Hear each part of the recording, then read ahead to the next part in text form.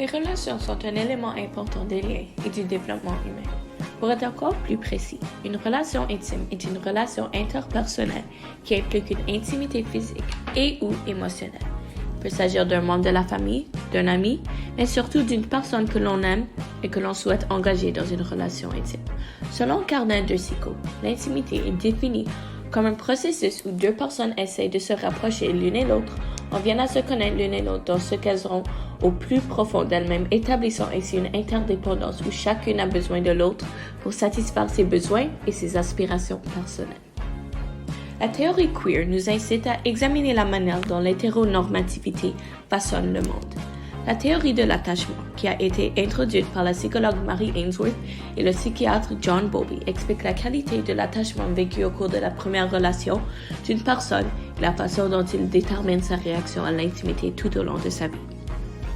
Elle suggère que les relations intimes des personnes sont liées à leur relation avec leur figure d'attachement. Si vous vous sentiez en sécurité dans votre enfance, il serait plus probable que vous développiez un attachement réussi et sûr.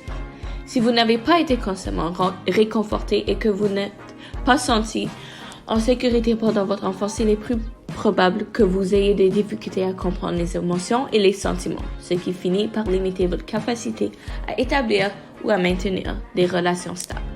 La théorie de l'échange social se concentre sur les résultats des relations. Elle suggère que les partenaires se concentrent sur les résultats positifs et négatifs de leur relation.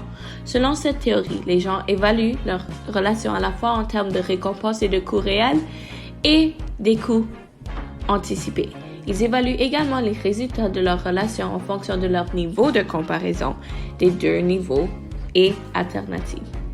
Les personnes ayant un faible niveau de comparaison et un faible niveau de comparaison des alternatives ont tendance à être très dépendantes de leur relation et peuvent se sentir incapables de la quitter. Par conséquent, l'engagement est un produit de la satisfaction ainsi que de la dépendance. La théorie du filtre est une théorie proposée en 1962 par Kirchhoff et Davies. Leur théorie suggère que les gens développent des relations romantiques en appliquant une série de filtres. Pour arriver à cette conclusion, ils ont étudié des couples d'étudiants et ont découvert plusieurs critères importants que les gens utilisent pour choisir un partenaire. C'est ainsi que la théorie a reçu son nom. La théorie triangulaire de l'amour de Sternberg expliquait 3 composantes principales de l'amour qui consistent en l'intimité, la passion et la décision ou l'engagement. Selon Sternberg, ces composantes sont fondamentales pour l'amour et interagissent de différentes façons pour créer divers types d'amour. Le non-amour, le goût, l'engouement, l'amour vide, l'amour romantique, l'amour compagnon, l'amour stupide et l'amour... Created using Powtoon.